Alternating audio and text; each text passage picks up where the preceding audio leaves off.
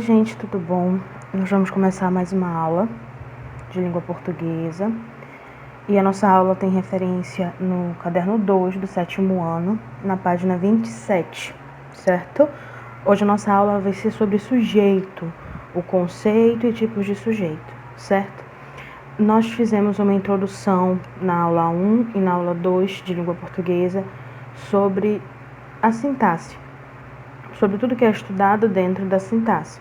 A questão da organização de frase, oração, período, como você reconhece se é uma frase verbal ou nominal, e tudo isso para que a gente conseguisse ter uma base para o conteúdo que nós estamos estudando. Tudo faz parte do conteúdo que nós estamos estudando agora. Então, o sujeito ele está presente na página 27, tipos de sujeito, certo?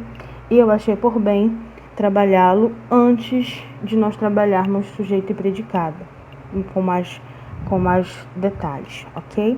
Bom, como nós já conversamos em sala de aula, nós já conversamos em outros momentos, em outras aulas, o sujeito é de quem eu falo em uma oração.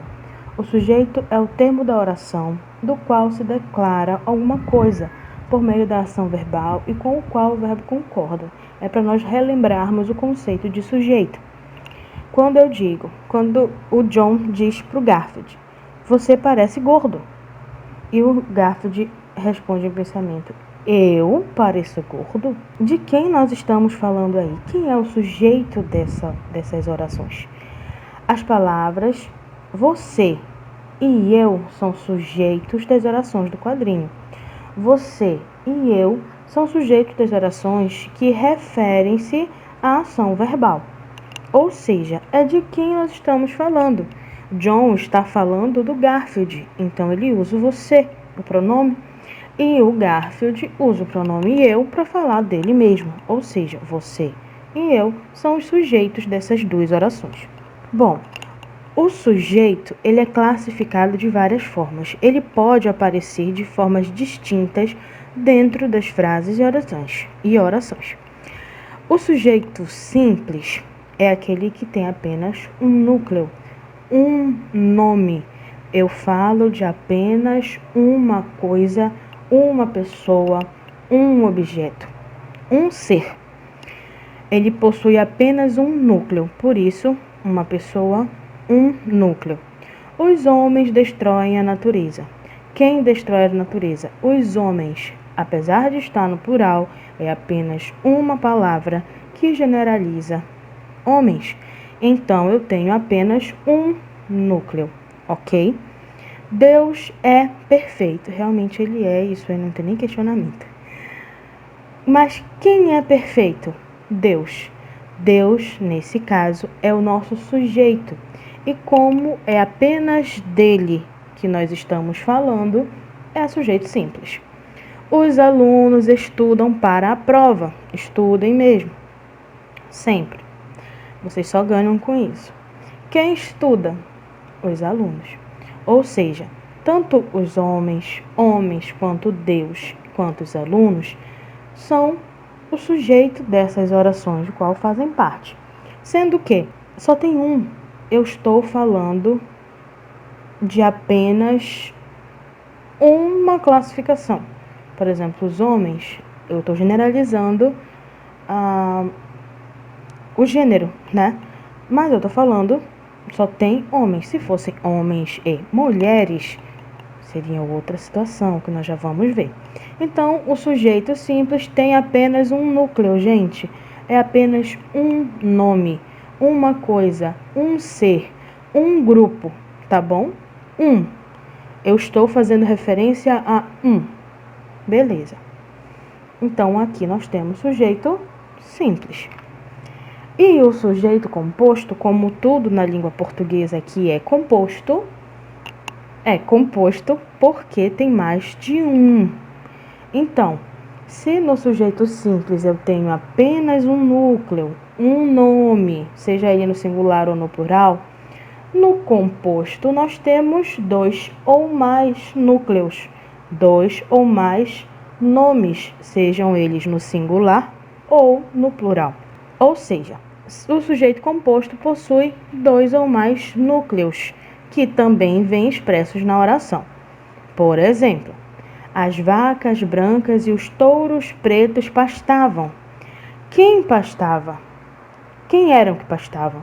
As vacas brancas, 1, e os touros pretos, 2.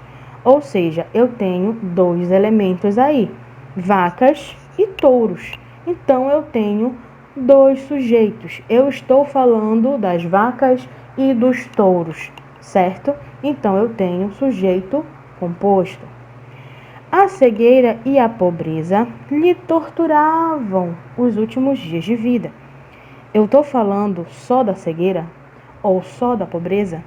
Não, eu estou falando dos 2. Então, por serem 2 sujeitos, não pode ser sujeito simples, é sujeito composto. Se eu colocasse a cegueira, a pobreza e a tristeza, lhe torturavam os últimos dias de vida. Aí eu tenho 3 sujeitos, a cegueira, a pobreza e a tristeza. Continua sendo sujeito composto. A fome e desidratação são agravantes das doenças daquele povo. Então, eu não tenho apenas um problema, eu tenho 2 problemas. Eu tenho 2 nomes, fome e desidratação. Logo, eu tenho 2 núcleos do sujeito. Então, eu tenho sujeito composto. No quadrinho que eu coloquei para vocês, está escrito o seguinte: Mané e Sagaz acabaram de chegar. Chegou apenas o Mané ou apenas o Sagaz? Não. Chegaram 2 pessoas. Então, eu tenho sujeito composto. Se eu falo de 2 nomes, eu tenho sujeito composto ou mais. Se eu falo de apenas um, é sujeito simples.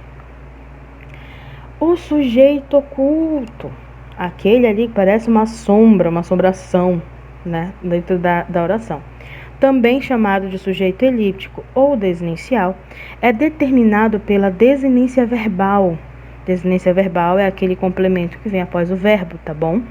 E não aparece explícito na frase, ou seja, ele não está ali visível, mas você entende que ele está. É como se fosse ali um homem invisível, tá? Dá-se, por isso, o nome de sujeito implícito, aquele que não aparece, mas nós deduzimos que está lá.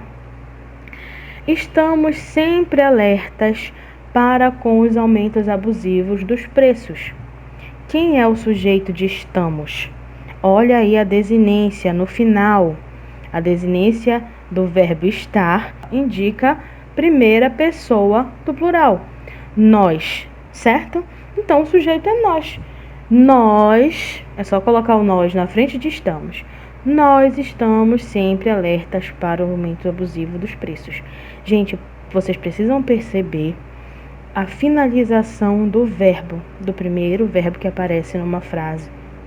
Sempre. Porque a finalização dá a entender quem está falando. É a desinência do verbo. Quero que meus pais cheguem de viagem o mais rápido possível. O segundo exemplo. Quem é o sujeito? Quando eu digo quero, quem é o sujeito? Quem fala? Eu, primeira pessoa do singular. Eu quero que meus pais cheguem de viagem o mais rápido possível. Vocês estão percebendo? É como se fosse uma visagem, uma assombração. Você não vê, mas você sente, sabe? Tem uma coisa ali, tá ali. Então, o sujeito oculto, ele não aparece na escrita, mas ele aparece no sentido. Você consegue saber que ele está ali. O último exemplo, estudaremos toda a matéria.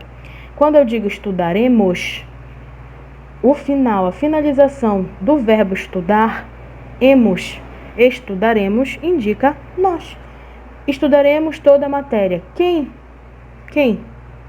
Nós estudaremos. O sujeito indeterminado. Esse tipo de sujeito não aparece explícito na oração. Por ser impossível determiná-lo, apesar disso, sabe-se que existe.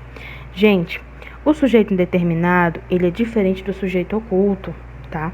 O sujeito oculto, você não vê também na frase, mas você consegue saber quem é que está falando por causa da desinência, do final do verbo. Então, se eu digo estudaremos, sabemos que é nós. Se eu digo casaram e viveram felizes para sempre, eles casaram e viveram felizes para sempre. Por causa da desinência, nós conseguimos saber. O indeterminado, como o nome já diz, é um sujeito que não se sabe. Nós não temos como saber quem está falando.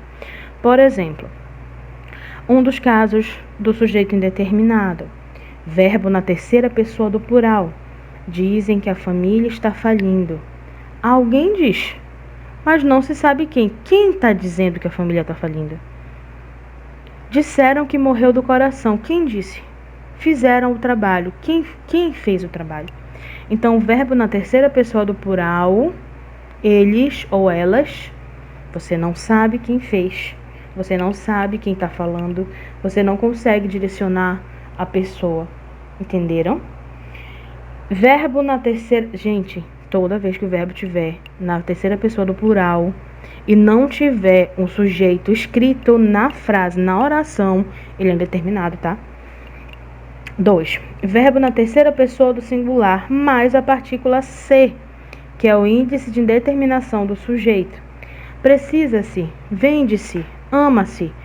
Ninguém sabe quem vende, ninguém sabe quem ama, ninguém sabe. Então, a partícula se, ele é o índice de determinação do sujeito, justamente porque você não sabe quem é que está falando. Não tem como determinar. Quando eu digo vende-se essa casa, quem está vendendo? É o dono? É o corretor? É o filho? É o parente? É quem que está vendendo? É o ladrão que tomou posse da casa, ficou e está vendendo? Ninguém sabe, certo? Se nós precisamos entender essa partícula, né, que é chamada de partícula passivadora, que acompanha o verbo transitivo direto e serve para indicar que a frase está na voz passiva sintética. Para comprovar, pode-se colocar a frase na voz passiva analítica. Preste atenção. Fazem-se unhas. Voz passiva analíticas. Unhas são feitas. Em ambos os casos, vocês conseguem perceber quem está fazendo a unha? Quem está alugando as casas e os apartamentos? Não. Certo? Alugam-se casas e apartamentos. Índice de indeterminação do sujeito, ele vem acompanhado com um verbo transitivo indireto, um verbo intransitivo, um verbo de ligação. Serve para indicar que o sujeito da oração é indeterminado. A voz ativa, neste caso, não é possível pôr a ação da voz passiva analítica. Necessita-se de voluntários no hospital. Neste lugar é tratado com um animal. Ainda se corre o risco de perder oxigênio. Gente, isso aqui é mais um apanhado para nível de dúvida, tá bom? Sujeito inexistente, também chamado de oração sem sujeito, é designado por verbos que não correspondem a uma ação, como fenômenos da natureza, entre outros. Gente, o verbo não apresenta uma ação. Eu tenho um sujeito que não existe, tá? Verbos indicando fenômenos da natureza. Choveu na Argentina e fez sol no Brasil. Quem choveu? É o fenômeno da natureza. Não tem, gente, não tem sujeito, tá? É um sujeito inexistente. Verbo haver no sentido de existir ou ocorrer. Houve um grave acidente na Avenida Brasil. Você sabe quem provocou? Houve. Haver. Não tem, não é. Gente, o verbo quando tem sentido de haver, no sentido de existir, ou ocorrer, nesse caso, houve um grave acidente. Você substitui. Ocorreu um grave acidente. Sujeito não existe. Há pessoas que não valorizam a vida. Existem pessoas que não valorizam a vida. Sujeito inexistente. Quando eu digo que existem pessoas, que ocorreu, que houve, eu não sei quem fez a ação, tá bom? Então, o sujeito é inexistente. Verbo fazer indicando tempo ou clima. Faz meses que não vejo. Faz sempre frio nessa região do estado. O Garfield aqui, ó, faz muito frio. Coitado, ele tá todo empacotado. Eu não tenho como saber quem faz o frio ou por que tá frio. Entenderam, gente? Então, o verbo fazer indicando tempo ou clima, os verbos indicando fenômenos da natureza e o verbo haver no sentido de existir e ocorrer, não tem sujeito. Nunca, tá? Então, é inexistente. Por favor, leiam a página 27 do livro, façam o que se pede, anotem as dúvidas de vocês, para que a gente consiga trabalhar durante a semana no aplicativo. Tudo bem? Até a próxima aula, espero que vocês tenham compreendido. Nós vamos continuar com esse esquema até acabar o nosso conteúdo envolvendo o sujeito e o predicado. Até a próxima aula.